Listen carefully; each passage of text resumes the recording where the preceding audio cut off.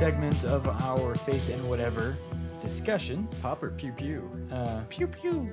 And yeah, we're going to get into some pew in a second. Pew surveys, pew pew gun bullets. You're going to try to take guns away from stormtroopers? As we discussed, well, they're pretty awful with their aim, so if anybody deserves to have them taken away, it would be them. It's true. Although, if you were going to have villains in your world, you probably want stormtroopers to be the villains, because they get nothing done. That's very true.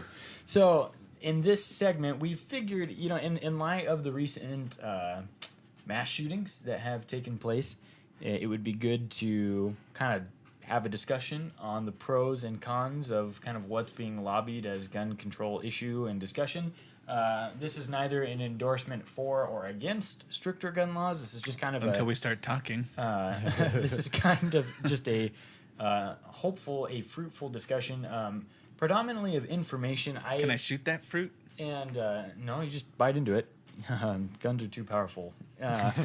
So, in preparation for this segment, I read up on about 200 plus years of gun history, only to find that it is far more nuanced, and more frustrating than I had hoped it would be. There is no easy answer. There is no quick answer, which I think is... So if any politician tells you otherwise, don't believe him. Shoot him. No, don't do that. No, if any politician on either side tries to say, look, if a Republican politician says this is too complicated of an issue and trying to do something is only going to make it worse, don't listen to that. That's a terrible line of reasoning. And I have heard people say that, not politicians, but people. And if this any, is hard. Let's not do it. And if any Democrat says that, we can fix it in one foul swoop, they're wrong. So we'll go ahead. It'll be just Guantanamo all over again. Yeah, we'll go ahead. Yeah, no kidding.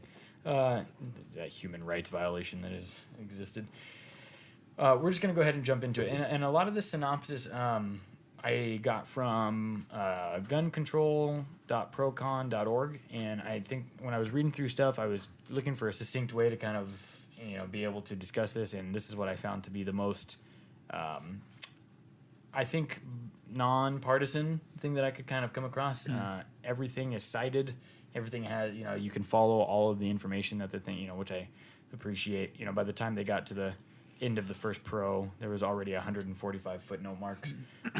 So we'll go ahead. I'm not going to go through all 15 of these. We'll just pick a couple and kind of discuss them. Chris, I would like you to kind of lead a little bit of the discussion on this stuff. So these are top pro and con arguments for more strict gun control laws, all right? So the first pro is that the Second Amendment is not an unlimited right to own guns, right? I think you would agree with this. Gun control laws are just as old or older than the Second Amendment, which was ratified in 1791. This is important, right? And some examples, throughout colonial America include criminalizing the transfer of guns to Native Americans, to slaves, to Catholics. To anybody who'd be upset at us. To the Irish, actually. So guns are about people protecting themselves from the government, but don't give the guns to people who need to protect themselves from, the government. Yeah, see, gun control is racist. And so, for some early onset days, it would definitely fall into that category of racism. So, Chris, what do you think of that? Do you think that warrants a discussion to be had in the way that I do? As far as unlimited rights? I mean, just the fact that there should be a discussion on what types of rights one has when it comes to gun ownership. Well, I think in some ways it kind of solves itself. Because even people who'd say, hey, according to the Second Amendment, you can own anything you need to, or anything you'd ever want to. Mm-hmm. There still comes the issue of the cost. Mm. Right? Sure. So, I don't know if you remember, but years ago, California decided to ban the .50 caliber rifle. Uh-huh. And I've mentioned this a couple times as an example. Which I've been wanting to put one on the top of my car forever. Yeah. But can't find on eBay. So they banned it with a stupid propaganda campaign where they convinced people you'd be able to shoot down a commercial airliner with a .50 cal rifle. Oh my gosh. Now, never mind, commercial airliners fly at 30,000 feet? 40. At 500 miles an hour or something. So, here's the funny thing. The .50 cal rifle had never been used in any crime in the state of California, ever. Because it weighs like 25 pounds. It's like 3 feet long. And they cost like $12,000 for a used one. And, okay, so... So, like, criminals aren't buying $12,000 rifles to go commit crimes. You have no conceal problem with that weapon. Yeah. So even like, So what you got some big britches. Yeah. you think anybody should be able to own a tank? It's like, who can afford a tank? It's like the gun that the Joker used in the first Batman film in the 1980s Batman. I don't know. If I'm like LeBron James or Kobe Bryant, I'd buy a tank. Well, there are rich collectors who, restore classic tanks. About as fuel efficient as most current cars. And here's a con, right? The Second Amendment of the U.S. Constitution protects individual gun ownership. So, potential infringement on the freedom of people to own. And I think what the majority of the world doesn't understand with our gun obsession as Americans, and that this article rightly points out, that gun ownership is an American tradition older than the actual country itself. Yes. Yeah. And so it is as much a part of the fabric of who America is as a country. Now, I'm not saying that's necessarily a good thing, but just it is a thing. And that attitude needs to be understood when we're having this discussion. Well, I want to add a little bit to that. I don't think what's important is the fact that it's an old tradition, because who cares? I mean, patriarchy. Constitutionalists would care. No, but just an old tradition isn't good enough. It's an old tradition that had a point. Yeah. And the point was, it was one of the points of this tradition was that it was to act as a counterbalance to so that the government had to fear the people, right? That especially during that time, there was a need to develop a government that didn't feel like it had complete control. And I think there is an importance in terms of where it appears in the Bill of Rights, right? It's right among Number 2, free speech, freedom of religion, right to worship or not worship, how one chooses. Right. Like, they clearly thought it was pretty important. I don't think it was an accident that it came second in those things. And now, obviously, Chris, they're fighting tyranny, right? And the states that existed in the 18th century were not the same thing in the way that the states existed right to now. Essentially, what we were looking at then, and I'm kind of paraphrasing you in this, is that it was like a bunch of loosely connected states right at the time when they were trying to get through this stuff. So it's almost like I was saying last night, it's almost like the European Union. Yeah, a little bit. And so is it fair to say that there needs to be updated interpretation every century or so to keep up not only with the advancements in technology, but also just in the advancements in our rights in our civil rights understandings? I think some things do need to be updated. I think some things don't. I think some things are, do we ever need to update freedom of speech? Right. I mean, did we kind of not do that when we talked about hate speech? Well, some people think we do need to ban hate speech. And that's what I mean. Is that? But I don't think you need to touch the First Amendment. Yeah. Oh, I mean, wait. The First Amendment, you can't say fire in a crowded theater, right? Is that in there? No. That type of thing. So that, so that's kind of an update and a reinterpretation for contemporary times. So, and that's what we would call a common sense interpretation. I don't think there should be a forced reevaluation that happens every block Wasn't of our time. Constitution meant to be rewritten every so often? It was supposed to be a living document, yeah. But that's why there's a process to amend it. Right. And a new amendment can nullify an old one. I do think there does exist a process, and I'm for that process, but part of the design of our government is it takes quite a consensus. Like, basically, different types of law and law creation. Yeah, it's a 2/3 consensus, right? Right. Takes 3/4 of the states. Right. Takes certain levels of consensus to achieve, and to achieve an amendment change takes 3/4 of the states, right? Right. And that's on purpose. That's so it doesn't happen willy-nilly. It doesn't happen quickly. It doesn't You can't have happen. an emotional reaction. And Right. Yeah, and those are very good things. But to say that we don't interpret laws in new ways and new times all the time is just simply not true. Oh, that's. So obviously, we always reinterpret.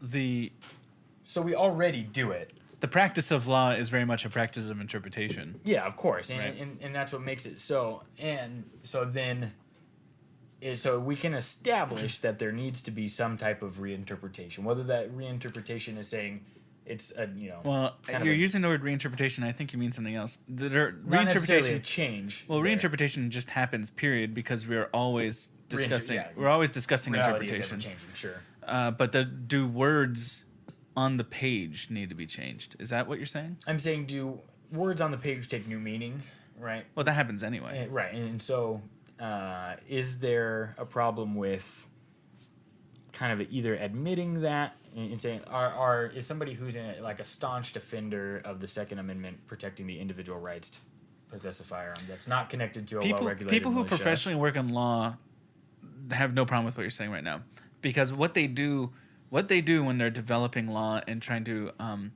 execute law is that they're trying to do whatever they can within the limitations of what they can justify in the wordage. The practice of law is a practice of interpretation, and is always changing regardless of whether you want it or not. So that's already that's like already a solved discussion. Yes, it does happen. It's been happening from the beginning. Because it's essentially contract interpretation. What can I get away with without breaking this contract? Without breaking the wordage of the contract? Right. And that's all that law is. What can we do without breaking the words that we've established? So, Chris, do you think that some type of ban on what we have politically called assault rifles would be a direct violation of this, or would fit into the reasoning of thinking in terms of this being a con there, that it would be an infringement there? So as we think about how we are interpreting and... But are you talking about like beyond the fact that I think that banning assault weapons, as they're called, as you said... Right, politically called, right? Not actually called. ...is a waste of time? And sure, yeah. I mean, beyond that, yeah. I think you're really kind of you're walking that line as far as breaking the contract, like James was saying. Okay. Because of the way the Second Amendment was written, and because the context it was written in, without changing the Constitution, then I think when you start talking about banning assault weapons, you're getting close to breaking that contract. Okay. Then good. Let's keep moving then. Pro number 2, more gun control laws would reduce gun deaths. There. Just some quick numbers. Almost 5,464,000 total gun deaths between 1999 and 2013. 270,237 suicides, which were 58.2% of total deaths, 174,773 homicides, or 38%, and almost 10,000 unintentional deaths. So guns were the leading cause of death by homicide and suicide, and then firearms were the 12th leading cause of all deaths, representing 1.3 of total deaths, topping liver disease, hypertension, and Parkinson's. I'm not sure that I believe that. I want to believe it. I want it to be true. I want it to be that if we just created certain gun control laws, gun-free zones, that if we created gun control laws, that it would change what's happening in this country as far as murder and suicide. But I don't think any of those people are operating with the law in mind anyway, right? If somebody's going to kill somebody, they usually just do it out of heat. If they have a gun at hand, they'll use the gun, but if they have a knife at hand, they'll use a knife. I'm not sure. David Frum, and I'm not even pro-gun. I just don't think that's a way of solving that issue. I don't own a gun. I never will own a gun. According to statistics, American children under the age of 15 are 9 times more likely to die of a gun accident than children in other advanced wealthy countries. So what is the statistic? According to David Frum, who is a Daily Beast and CNN contributor, stated American children under the age of 15 are 9 times more likely to die from a gun than children in other advanced wealthy countries. But is it 9 times of a percent of a percent? Yeah, because like I mean that's a relative number. It's not a hard number. The homicide rate in the United States is twice what it is in Britain. It's like, well, it's the difference between 2 and 4 out of 100,000. Right. 174,000 homicides that were done with guns. Wait, for what Of time children? period? 1999 to 2013. There. Just about 14 of children, years? accidental. No, not children. So Just it's a separate people. thing. Yeah. So I'm here's talking about always a two weird different thing. When you have someone who takes a 14-year period to make their case, that doesn't strike you as odd? No, It took a long time to make a big number, you're saying? Well, no, I mean, 14 years is kind of a specific... Why did you pick 14 years? Instead of 15. Or 20. I think... What happened in those other years that would change I think maybe just because it was the 21st century, right? I mean, so what I'm looking at, I think I like that amount of time and sample size stuff. I mean, I think that's a legitimate pool in terms of which to be drawing data. I think if it were the other way, if it were too short, the critique would be, well, it's not enough time to see how that plays out. Now, granted, 174,000 over 13 years. What is that? It's a little more than 10,000 deaths a year. Mm-hmm. They're almost 15,000 probably.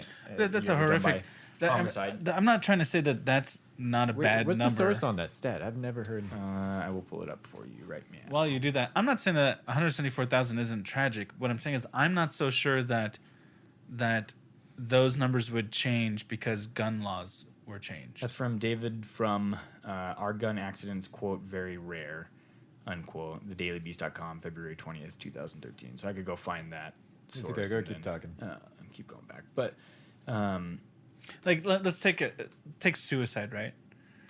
Those who wanted to commit suicide, if we took the gun out of their hand, would they not want to commit suicide anymore? yeah, this is...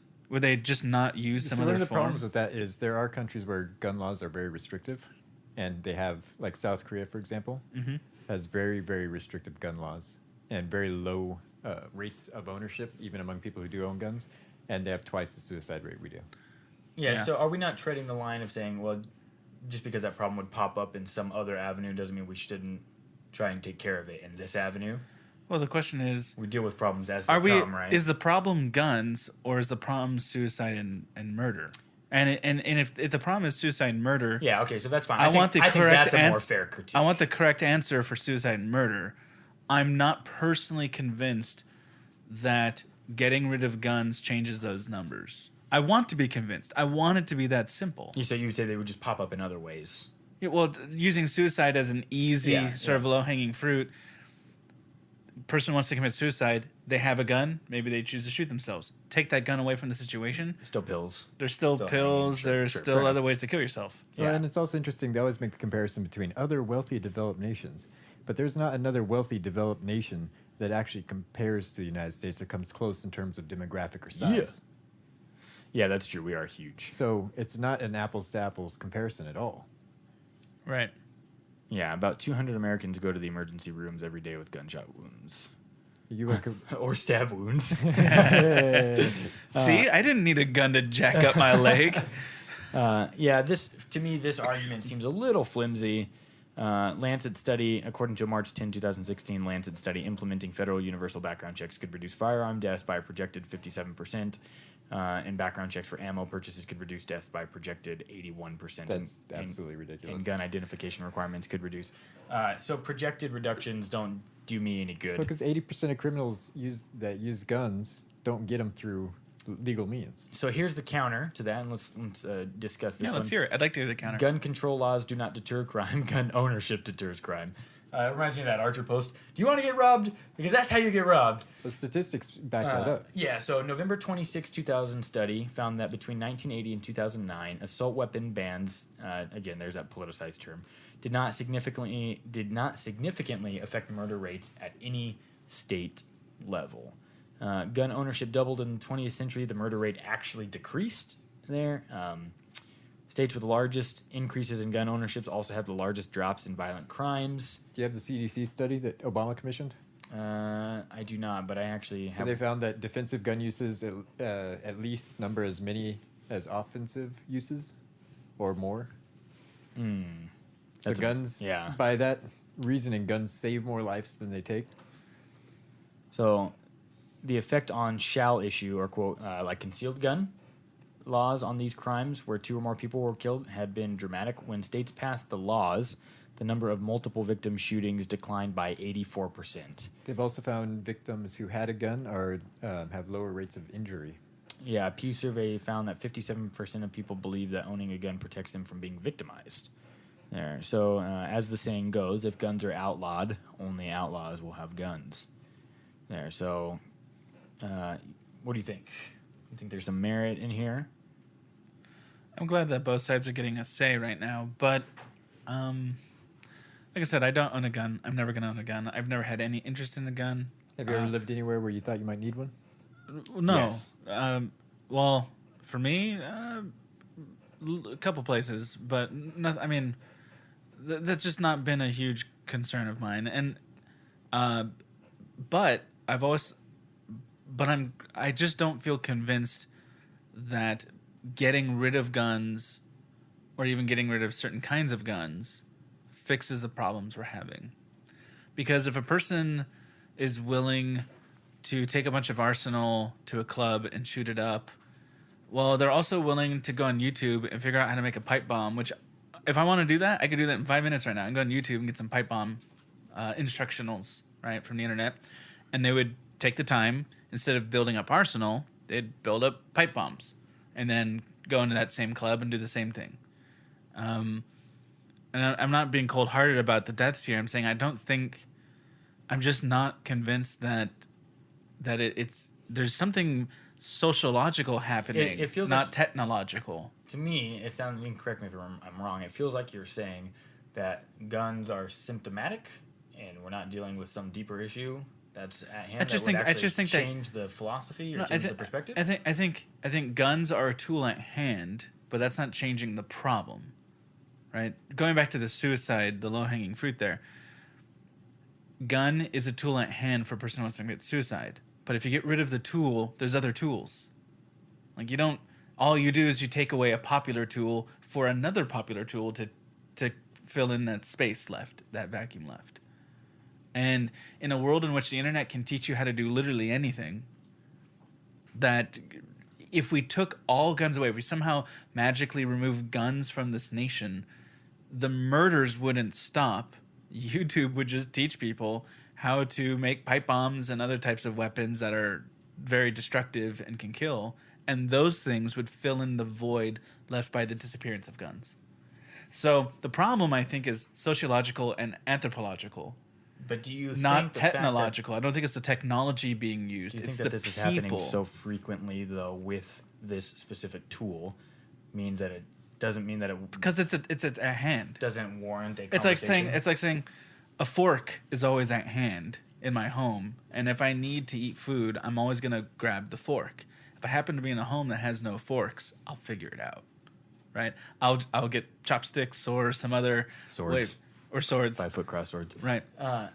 Right, but I mean, so the retort to that though is that because yes, I don't, but like if you get rid of that tool, but this is there's plenty so of other tools. Frequently, we still should make it harder, yeah, even in the hopes that it prevents one, prevents two. But I don't think it does. I don't think it prevents anything.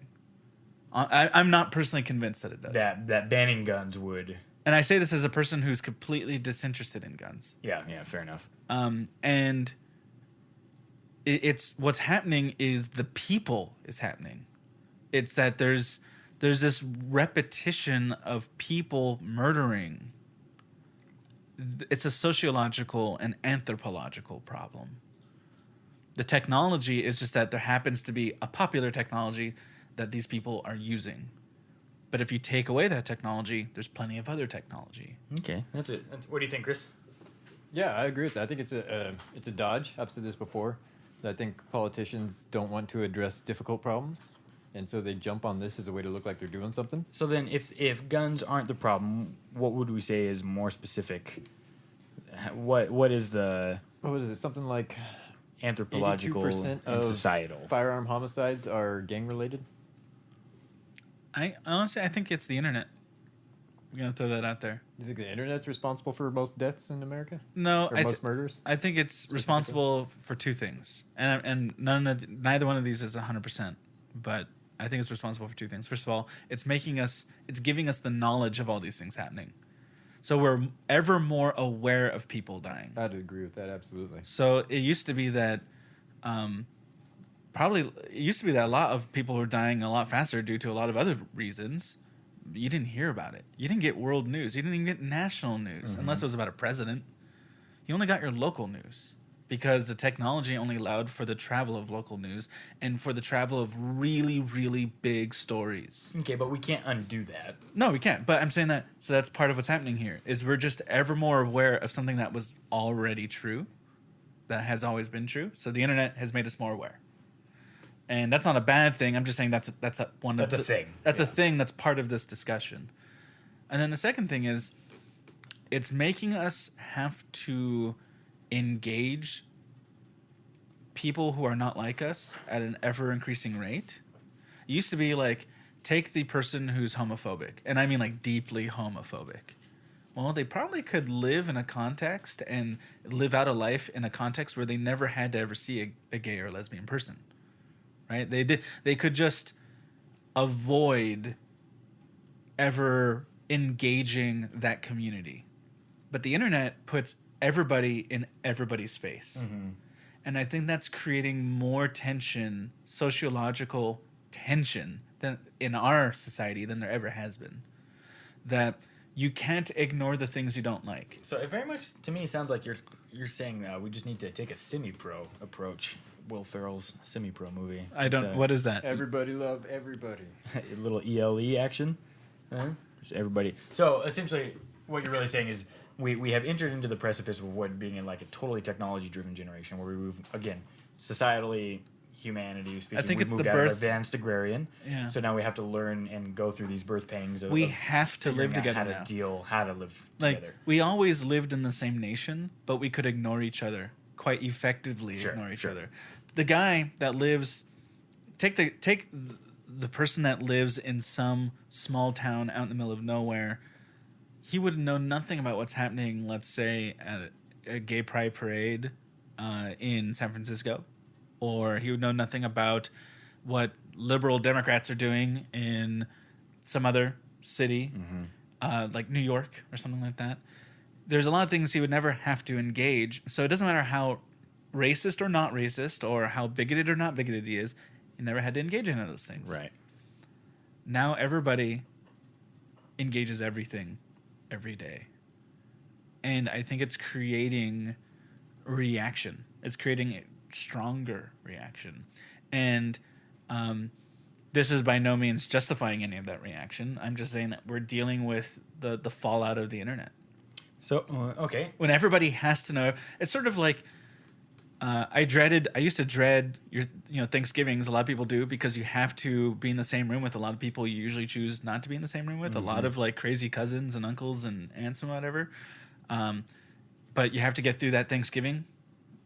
And then you know that for 364 days out of the year, you don't have to see those people.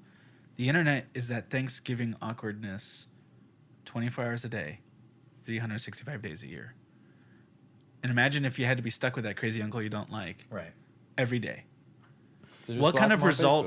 Facebook. What's going to happen? What's going to happen? You're going to get into some fights with that uncle, right? Or something. That person's going to annoy you. There's going to be a guttural response. So And I think we're experiencing guttural responses on a massive scale. So then, here's something where there seems to have been some good that's been done. Pro for this, more gun control laws are needed to protect women from domestic abuse and stalkers. This is a pretty interesting one. 5 women are murdered with guns every day in the U.S. A woman's risk of being murdered increases 500% if a gun is present during a domestic dispute. Yeah, I can see that because of heated decisions. Yeah, so during the Iraq and Afghanistan wars, 5,364 U.S. soldiers were killed in action between 2001 and 2015. And between 2001 and 2012, 6,410 women were killed with a gun by an intimate partner in the United States. So a study from 2003 shows that a study of 23 populous high-income countries found that 86% of women killed by firearms were in the United States, and American women are 11.4 times more likely to be the victims of gun homicides, and 57% of mass shootings involved domestic violence. There. For example, 2011 mass shooting close to us here in Seal Beach, California. Hair salon reportedly began because of the shooter's custody battle with his ex-wife, who was a hairstylist. Right now, 31 states do not ban convicted misdemeanor stalkers from owning guns, and 41 states do not force convicted domestic abusers from relinquishing guns they already own. 76% of women murdered and 85% of women who survived a murder attempt by an intimate partner were stalked in the year stalked in the year before the murder or the murder attempt. So 41 states still don't force a convicted domestic abuser to relinquish the guns they already have. That seems like it could be an easy place to start. But the thing is it's very hard. I don't want to say you can't, but I would say it's incredibly hard to make a certain kind of violence worthy of losing your gun. Domestic violence. What you'd have to do is make it so any violent crime results in losing your gun. Okay. any. But in a lot violent of places they do. Right. So, but 41 states still don't force convicted domestic abusers. I mean, does that seem like an easy place to start, Chris? I think so. I think it's low hanging fruit for politicians if you wanted to start with something that That the whole nation could get well, behind? nobody would want to be seen as objecting to that. Yeah, yeah.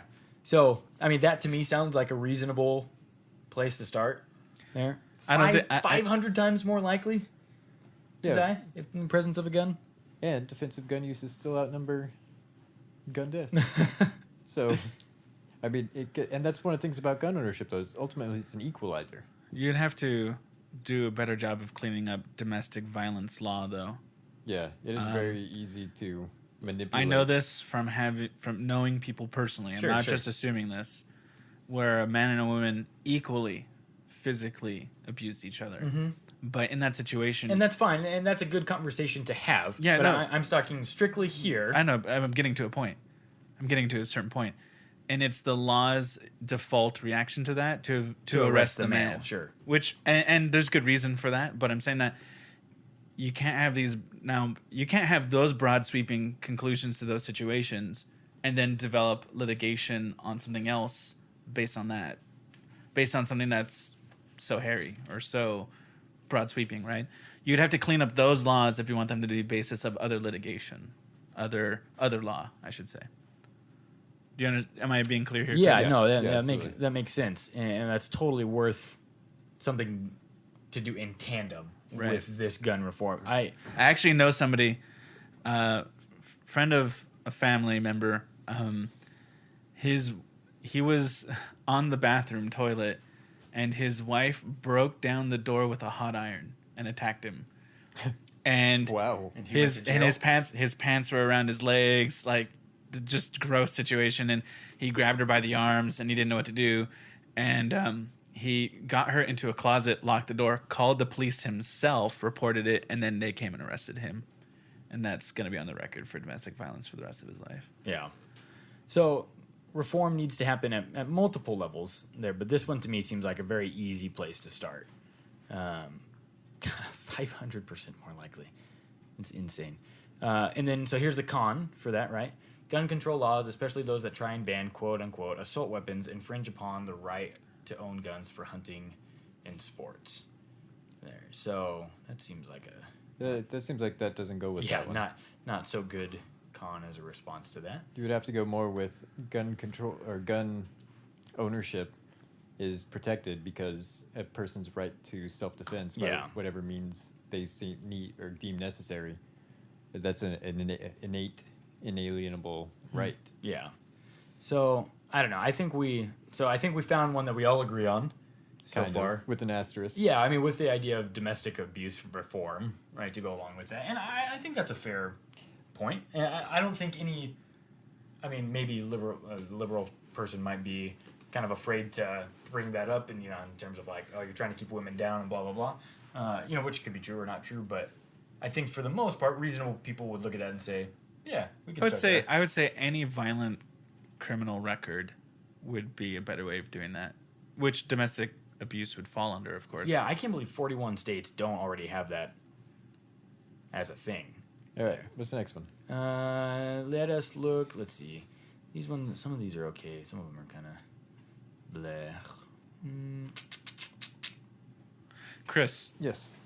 is there any gun control reform you can get behind?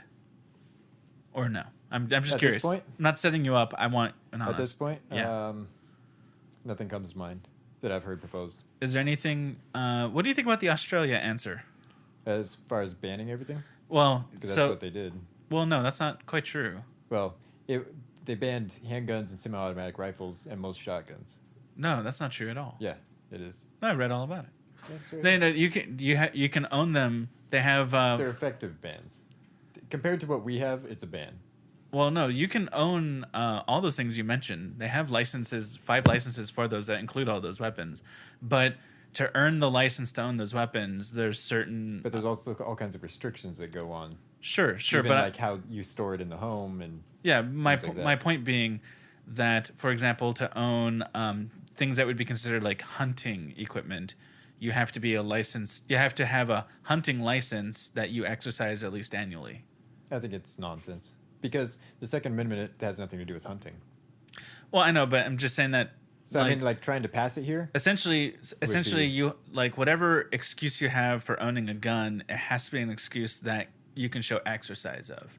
So, if you say I own guns to hunt, then you have to show that you actually hunt at least annually. But I think trying to enact anything like that here would be political suicide. I'm sure it was in Australia too at the time. Maybe, but I think Australia is just as wild as we are as far as the culture goes. Just as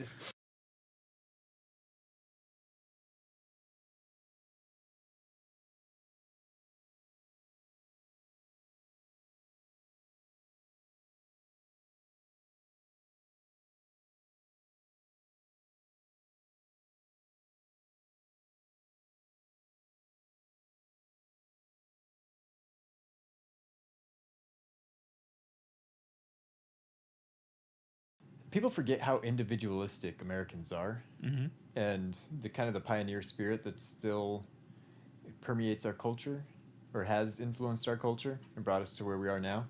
And I also think that there's logistical issues because Australia enacted that with the gun buyback program, right, and they estimate they got somewhere between 1/5 and 1/3 of guns out of circulation. right. So in the U.S., the best guess is say we have somewhere between 500 million and 1 billion guns floating around in private hands. So I mean, even if you took 1/3 of those off the streets, you're still talking about hundreds of millions of guns floating around. But it's also the kind of, but you're right about that, and but that's a problem for fixing a problem in 10 years. But if you're trying to fix a problem in 50 years, which is not ideal, but if that's your only choice, then when you start limiting now, generations later benefit. And there's nothing wrong with creating law now to help later generations, right? I mean, just whatever the laws are. I'm speaking generally here. Yeah. But I just think that because Obama himself has pointed to Australia as a model.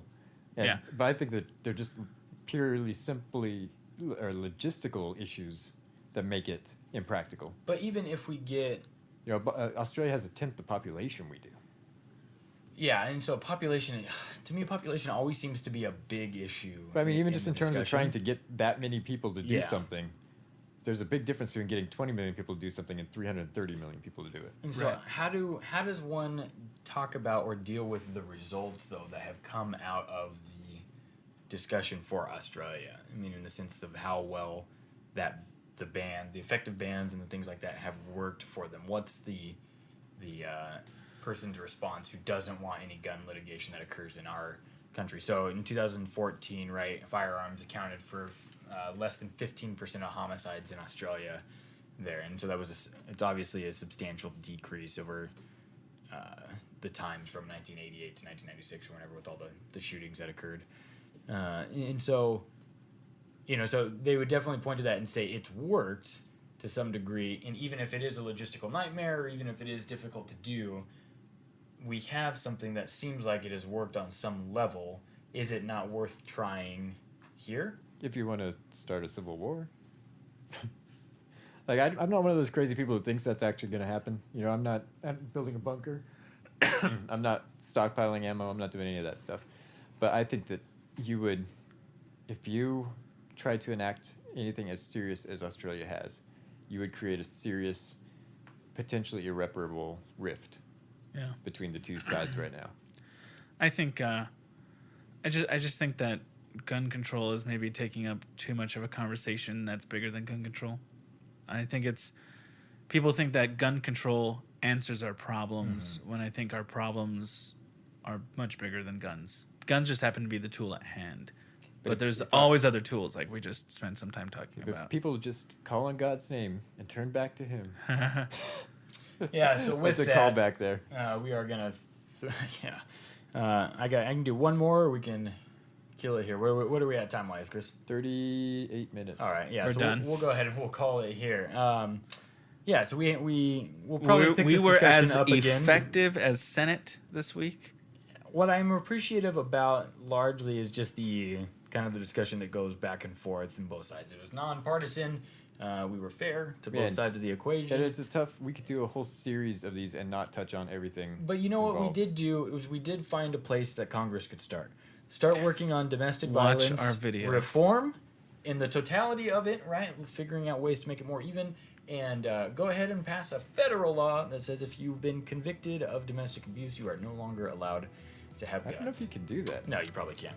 But however that needs to work on a state level, it should definitely be done, or something should be done, but we are not the people to do it. If you want to tell me what you think we should do, go ahead and leave me and the rest of us a comment. If you have ideas on gun control, don't bother, because we're all pretty sick of this argument, to be honest. And I'm not. I'd like to learn. So you can at me at Josh_Carmen on Twitter. He's at James Yule. Garrett is at TStudentLife, and Chris is at Marion Ranch Records. We look forward to connecting with you there.